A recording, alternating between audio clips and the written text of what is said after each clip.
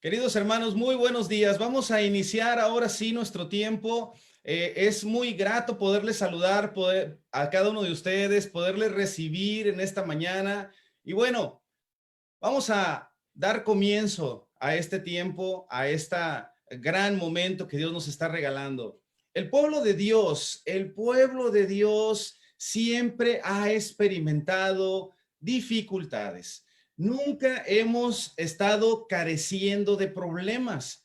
¿Qué significa esto? Que a lo largo de la historia, a lo largo de la historia de la iglesia, cada hombre y mujer de Dios ha experimentado aflicción, ha experimentado dificultad, ha tenido afectación en el corazón, de tal manera de que es muy importante que hoy identifiquemos de que no estamos desprovistos de situaciones, no estamos desprovistos de dificultad. Cuanto más viajamos, cuanto más caminamos por esta vida, mayor será la dificultad, porque avanzamos en nuestra edad, crecen nuestros hijos, estamos avanzando en aspectos que el mundo hoy no se queda de brazos cruzados, ofrece tentación tras tentación, pero tenemos que poner nuestra mirada en el cielo, queridos hermanos. Tenemos que voltear a mirar al Dios del cielo. Es necesario que nosotros entendamos que nuestra mayor expectativa es el cielo, es el hogar que el Señor ha preparado, y de eso vamos a hablar el día de hoy. La semana pasada platicábamos acerca de aprender a identificar la verdad, saber que el Señor es la verdad, la palabra es la verdad, Dios es la verdad, de tal manera de que el día de hoy quiero compartirte un mensaje el cual hemos titulado No se turbe el corazón. No se turbe el corazón. ¿Qué son las cosas que hoy están generando aflicción a tu corazón? ¿Qué son las cosas que hoy generan que el corazón esté perturbado, que el corazón esté afligido, que el corazón esté inquieto? ¿Qué son aquellas cosas que hoy generan en tu corazón desánimo, tristeza? ¿Lo tienes identificado? ¿Tienes identificado qué es aquello que hoy te afecta? Y mira, esto ocurre sin importar la edad que tengamos, sin importar la condición socioeconómica en la que estemos. Es decir, ninguno de nosotros está libre de tener una afectación espiritual que impacta directamente nuestro corazón. Los discípulos de Jesús tenían razones para estar preocupados, porque su amor hacia Cristo, su amor hacia el Señor crecía mientras el Señor más convivía con ellos. Las necesidades espirituales se estaban tratando en sus corazones. Las necesidades físicas, algunas de ellas se estaban supliendo de manera asombrosa y milagrosa.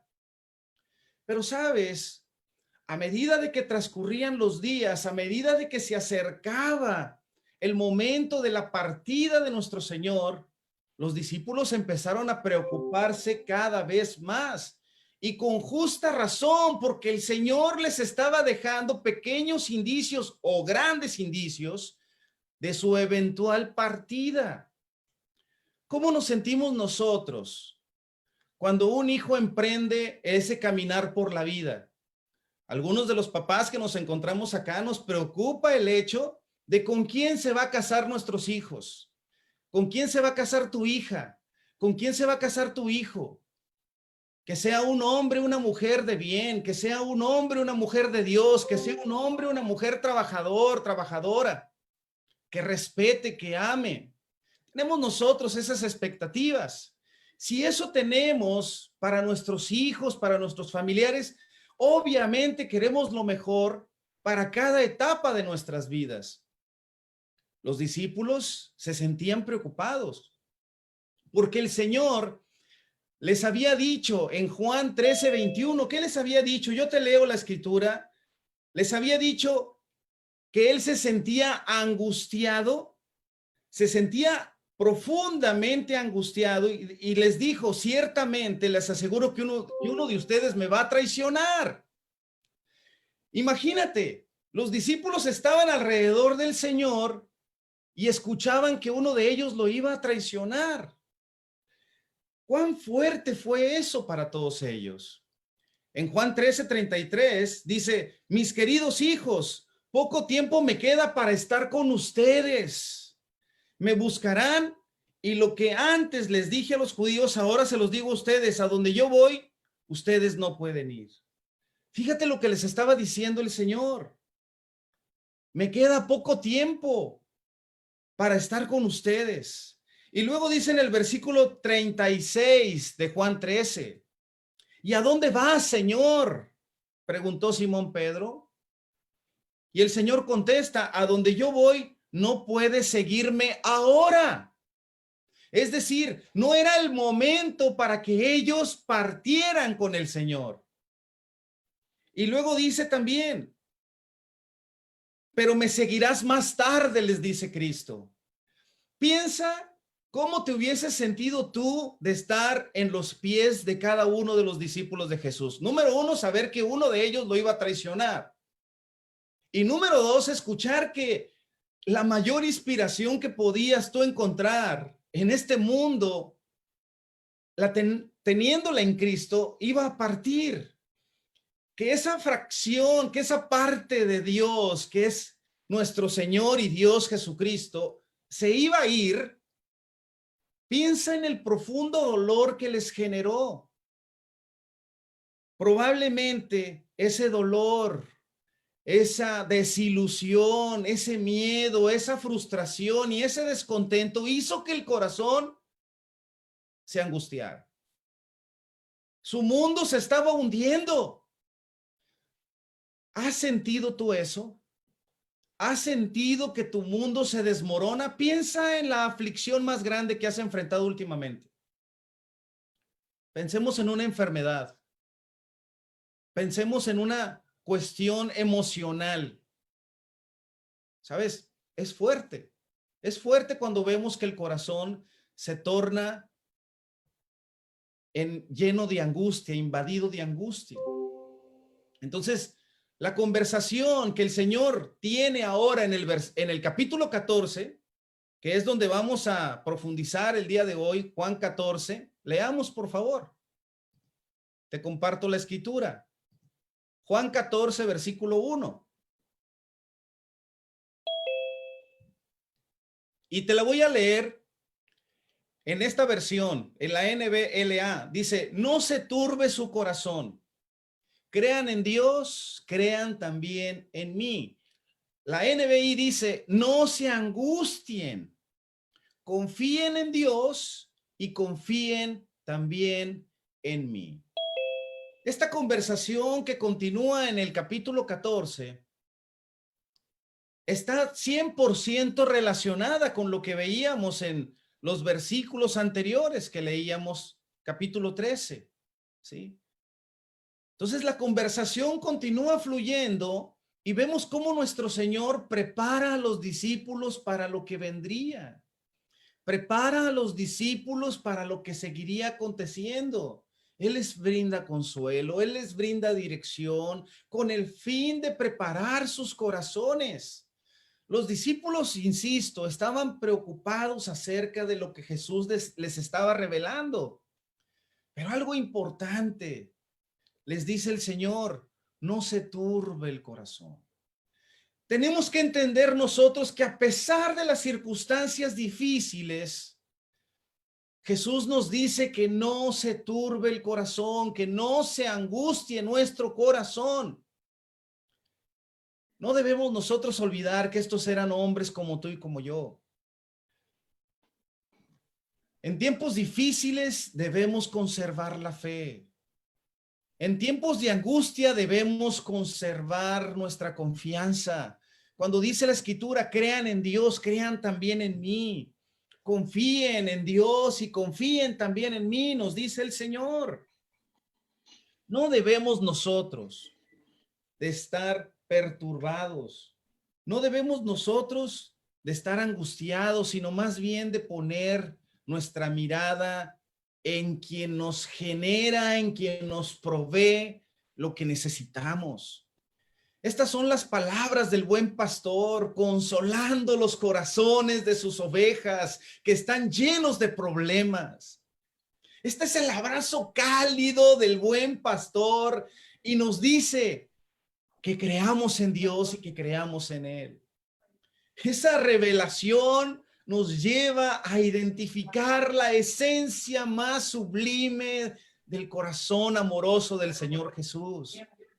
Al mirar nuestro Señor, debemos nosotros mirar a aquel que provee, aquel que brinda, aquel que transmite consuelo, tranquilidad.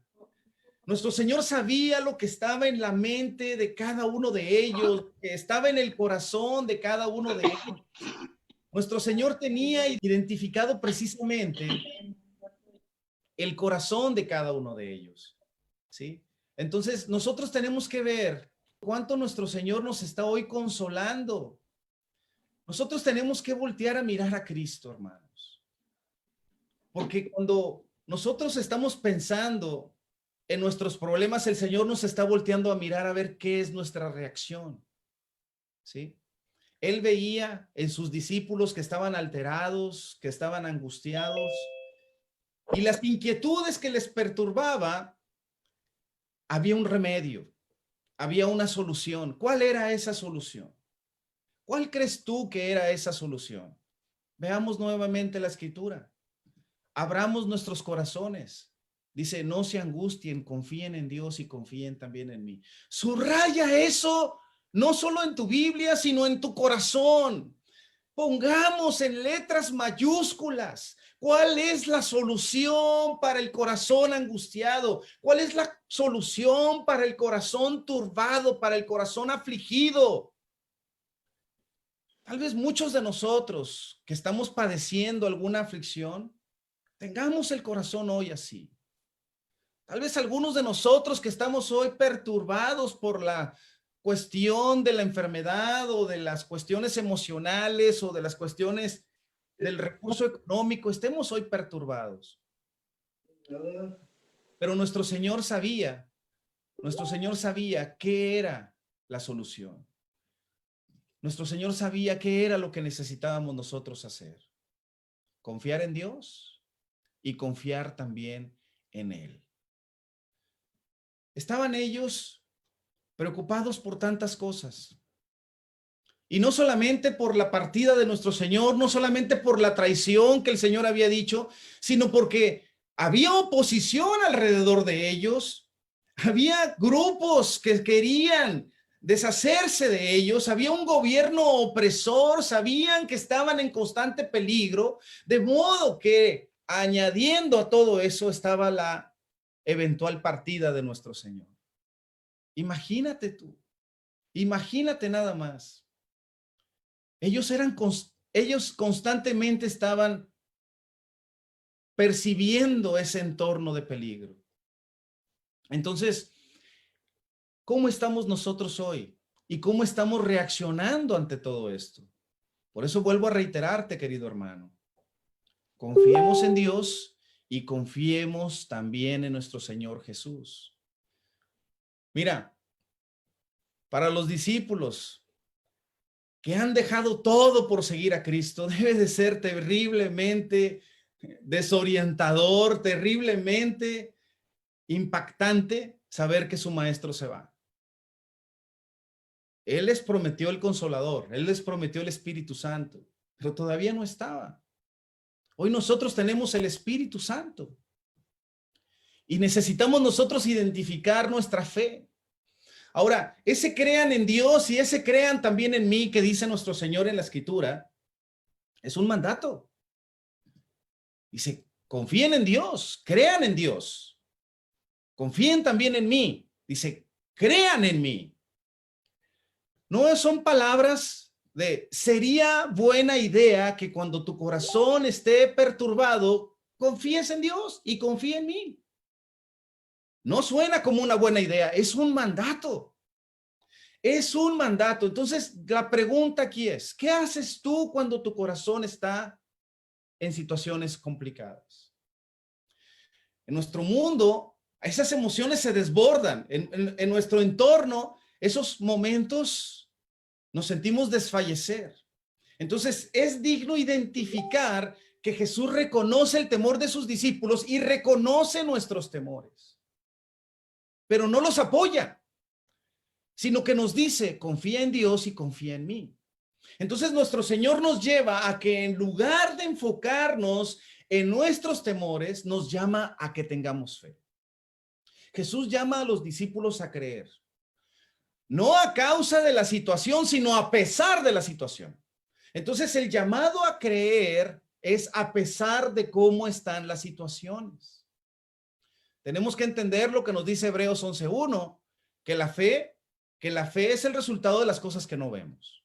Entonces, ¿qué fue lo que llevó a Abraham a seguir a Dios sin conocer su destino? Eso lo puedes ver en Hebreos 11, también de los versículos 8 al 12. Lo que impulsó a Abraham a seguir a Dios sin conocer su destino fue ni más ni menos que la fe.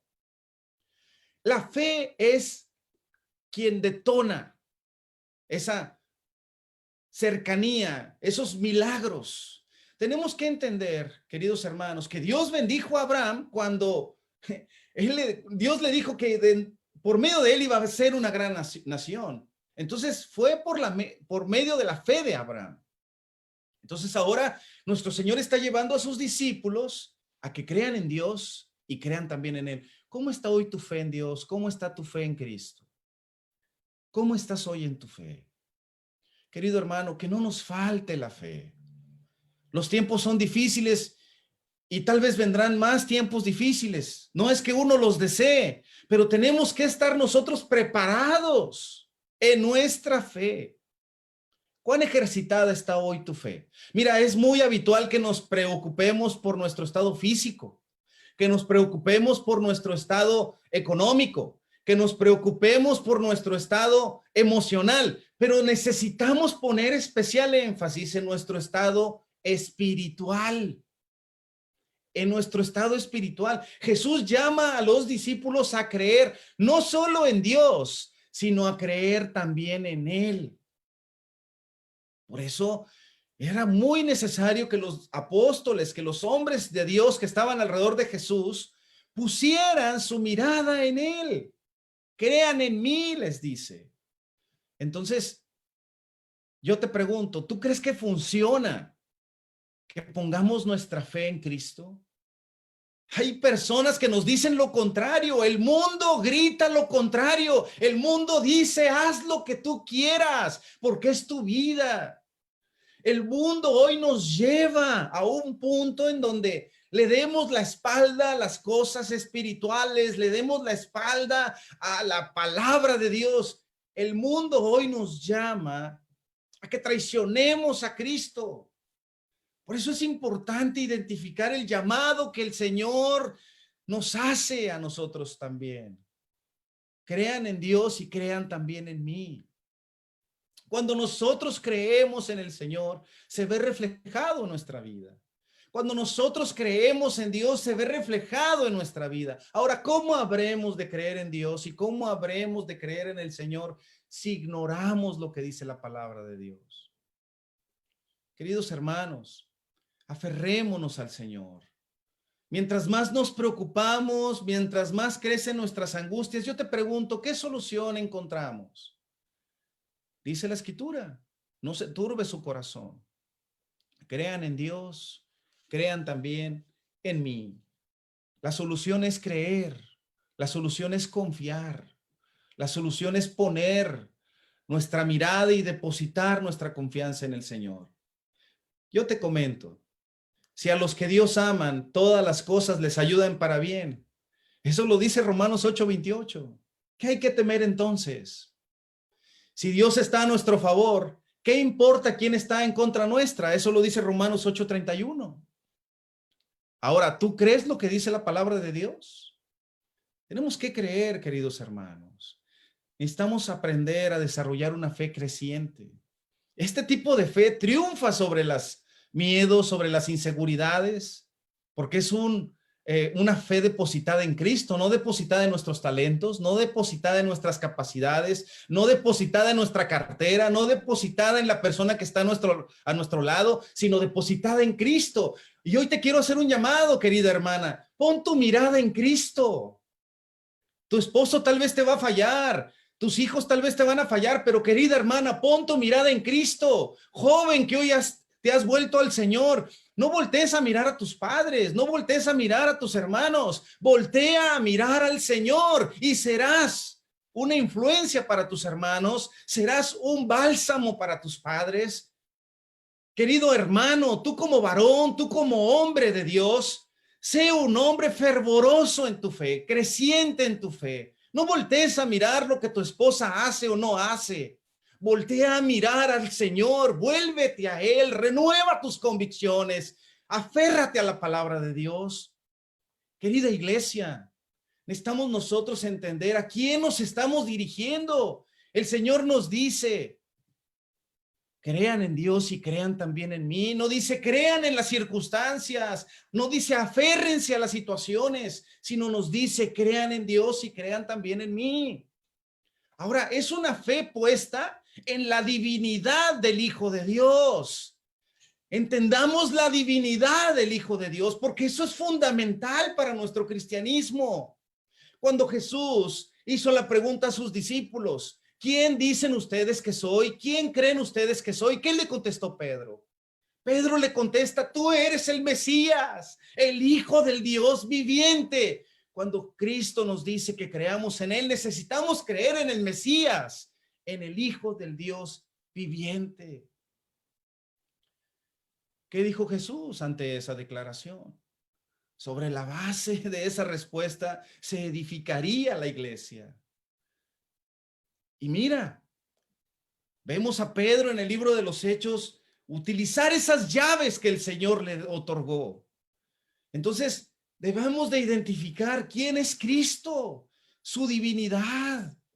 También vemos a las Escrituras que dan testimonio de quién es Jesús.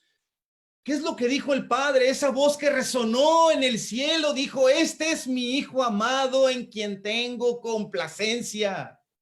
Eso fue lo que dijo Dios acerca de Cristo. ¿Qué fue lo que declaró el centurión romano? En verdad, este era el Hijo de Dios. Saben, hermanos, debemos nosotros identificar quién estamos poniendo nuestra confianza. ¿En quién estamos nosotros siguiendo? Es la iglesia de Cristo. Es la iglesia de Cristo. Por eso no debemos minimizar estas reuniones, porque se reúne la iglesia de Cristo.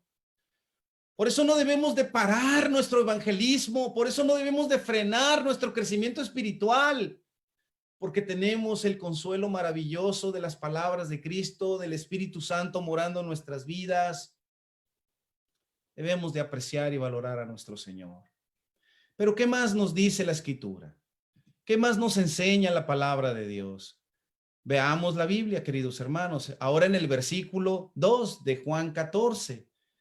Mira nada más. En el hogar de mi Padre, ¿qué dice? Hay muchas viviendas. En el lugar de mi Padre hay muchas viviendas. Si no fuera así, ya se lo habría dicho a ustedes. Voy a prepararles un lugar. Hoy quiero que podamos recibir un abrazo cálido de nuestro Señor. Un abrazo cálido de nuestro Señor con estas palabras. Que nos brinden consuelo, porque la persona de Cristo, nuestro Señor Jesús, brinda consuelo. Es confortante saber que hay un lugar preparado para nuestros corazones. Es importante saber que el Señor, al ver el corazón turbado de sus discípulos, les brinda esperanza y les brinda consuelo. En la casa de mi Padre hay muchas moradas. Fíjate nada más. Voy a prepararles un lugar. Nuestro Señor está viviendo, morando allá y morando también en nuestras vidas. Tenemos que ver que Él prepara un lugar para nosotros. y quiere que nuestras vidas sean plenas desde ahora. Jesús se refería a ese templo como la casa de Dios y lo hizo en varias ocasiones. Habló de él como su propia casa, asumiendo ese lugar de Dios. La voluntad del Padre es también la voluntad del Hijo y el Hijo prepara la morada. Nuestro Señor prepara un lugar para sus siervos, queridos hermanos. Algunos se nos han adelantado y ya están allá. Querido hermano, no perdamos de vista el cielo, no perdamos de vista la esperanza que nos brindan las palabras llenas de consuelo del Señor, no perdamos de vista que es necesario perseverar en nuestra fe, dejar esos lastres, dejar esas cadenas, lo que detenga nuestro caminar en Cristo. Confesemos, abramos nuestras vidas, tengamos vidas rectas. ¿Por qué? Porque el Señor está preparando un lugar. Cuando nosotros sabemos que alguien preparó algo especial para nosotros, cuando alguien te dice, he preparado una cena especial para ti, tú no vas ataviado con ropas informales, tú no vas vestido con una vestimenta inapropiada. Cuando alguien tiene algo muy especial preparado para ti, tú cuidas cada detalle porque quieres llegar y ser digno de esa invitación que te han hecho. Nuestro Señor ha preparado algo muy digno. Nuestro Señor ha preparado algo muy sublime, algo muy especial. La idea que tenían los judíos en torno al cielo era de un enorme palacio con muchas habitaciones conectadas. Y el Señor dice, en el lugar de mi Padre hay muchas viviendas. Lo que los discípulos escuchaban les llenaba el corazón de esperanza. Dice, voy a prepararles un lugar. Queridos hermanos, no perdamos de vista el cielo, que no se turbe el corazón. Si hay ahorita angustia y aflicción, confiemos en Dios y confiemos en Cristo. También algo que es muy importante, que es muy grato, que es muy especial, que el Señor regresará por nosotros. ¿No te anima eso? Cuando vemos aquí en la siguiente escritura, lo siguiente, veamos aquí por favor en Juan 14, versículo 3. Y si me voy y se lo preparo, vendré para llevármelos conmigo. Así ustedes estarán. ¿Dónde? Dice, así ustedes estarán donde yo esté. Qué lugar tan sublime, tan maravilloso creemos que el Señor está en este momento. ¿Qué propósito tiene el buen pastor? ¿Qué propósito tiene el Rey de Reyes, el Señor de Señores? ¿Qué propósito tiene el Hijo de Dios que derramó su sangre por ti y por mí?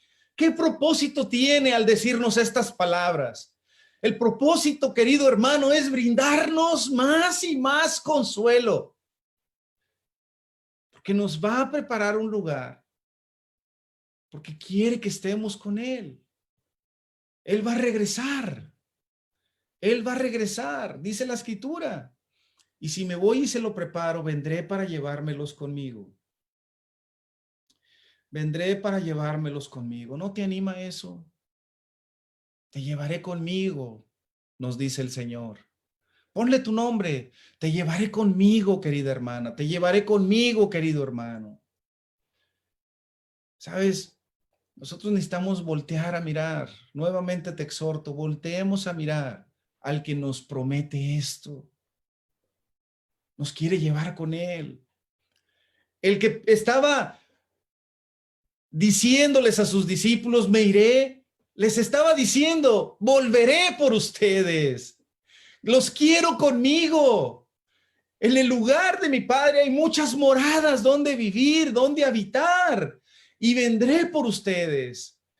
Nuestro Señor dice, yo voy a ir por ustedes. ¿Qué significa? Que el que está preparando un lugar se desprenderá una vez más de ese lugar, de ese hogar maravilloso, y vendrá por nosotros. Querido hermano, es una promesa. Nuestro Señor, cuando partió al cielo, muchos se dieron cuenta de su partida. Muchos lo vieron irse, lo vieron subir. pero Él vendrá por nosotros. Y como dice la Escritura, todo ojo lo verá, todo el mundo se dará cuenta. Hoy, en este momento de la historia de la humanidad, ocurre algo al otro lado del mundo e inmediatamente nos damos cuenta, pues bueno, el Señor, en su segunda venida, todo mundo lo verá. Dice otra traducción, todo ojo lo verá. Jesús va delante de nosotros y abre el camino, como lo dice Hebreos 6:20. Jesús abre el camino, Él es el precursor. Ese punto de ser el precursor es bien interesante, queridos hermanos. Era costumbre de enviar a alguien por delante para preparar un lugar para quedarse y hacer los arreglos para las comidas. Encontramos nosotros un ejemplo en Marcos 14, cuando vemos que Jesús envía a Pedro y a Juan a preparar la cena de la Pascua. Ellos eran los precursores para preparar esa cena. Pero Jesús ahora, querido hermano, es nuestro precursor en el cielo. ¿No te anima eso? Es nuestro precursor en el cielo. Entonces no se debe de turbar el corazón, no se debe de angustiar el corazón, porque Jesús es el precursor. Él está preparando el lugar para nosotros. Quiere que todos se salven, como lo enseña también en Tito. Y el objetivo es, querido hermano, que no estemos nosotros pasivos en nuestra fe, que no estemos nosotros deteniendo el caminar. ¿Por qué? Porque así Él vendrá para llevarnos con Él y estaremos donde Él esté. Jesús está en el cielo, preparando un lugar para nosotros y Él quiere que estemos allá. Él es el precursor que prepara el camino. El Rey de Reyes, el Señor de Señores, ni más ni menos, prepara el lugar para nosotros. Vendrá por su iglesia. El cielo es el lugar más seguro donde podemos nosotros estar. Aquí en este mundo no hay seguridad. ¿De qué hay seguridad? Yo te pregunto, ¿de qué hay seguridad? ¿De tener nuestra salud todo el tiempo? ¿De tener nuestra economía estable todo el tiempo? ¿De emocionalmente estar bien todo el tiempo? Querido joven, solamente en Cristo encontramos la seguridad y la fortaleza que Él puede proveer. No te engañes con espejismos. Querido hermano soltero, no dejemos de mirar a Cristo, porque Él, solamente Él, llena cada una de nuestras necesidades. Querido hermano casado, cimentemos nuestra relación matrimonial, cimentemos la crianza en Cristo nuestro Señor, porque solamente en Él estará segura y sostenida nuestra familia verdaderamente. Él vendrá por su iglesia. Él vendrá por su iglesia. La mejor manera de llegar a Cristo, a Dios, es a través de Cristo. Es la única manera. Nuestro Señor caminó hacia la cruz, fue hacia la cruz, murió por nosotros, pero no se quedó allí, resucitó y se fue al cielo. Ahora Él prepara el lugar y nos quiere llevar de la mano. Nos muestra el camino, nos señala el camino y nos lleva a Dios. Volveré por ustedes, dice. Volveré por ustedes. Queridos hermanos, aprendamos a tener un corazón receptivo. Aprendamos a tener un corazón que se somete al Señor. Aprendemos a tener un corazón que está inmerso en Cristo, que se aferra al Señor. Tengamos puesta la mirada en Cristo, porque de Él procede nuestra fe y Él es el que la perfecciona, como nos enseña la Escritura. La partida de Cristo fue dolorosa incluso, como veíamos hace un momento, el simple hecho de decirles que se iba a ir. Pero ahora tú y yo sabemos que se han cumplido las promesas. Él volverá. Y es una promesa que se cumplirá. Él volverá. Cristo no fallará. No le falló a sus discípulos y no nos fallará a nosotros. Queridos amigos, queremos invitarles a que estudien de la Biblia, a que conozcan del Dios maravilloso que tenemos, que conozcan del Hijo maravilloso de Dios, que conozcan acerca de lo que el Espíritu Santo puede hacer. Adéntrate a la palabra de Dios. Estaremos dichosos de saberte cercano a Cristo. Queridos hermanos, gracias por la atención prestada y que a Dios sea todo el honor y sea toda la gloria. Muchísimas gracias.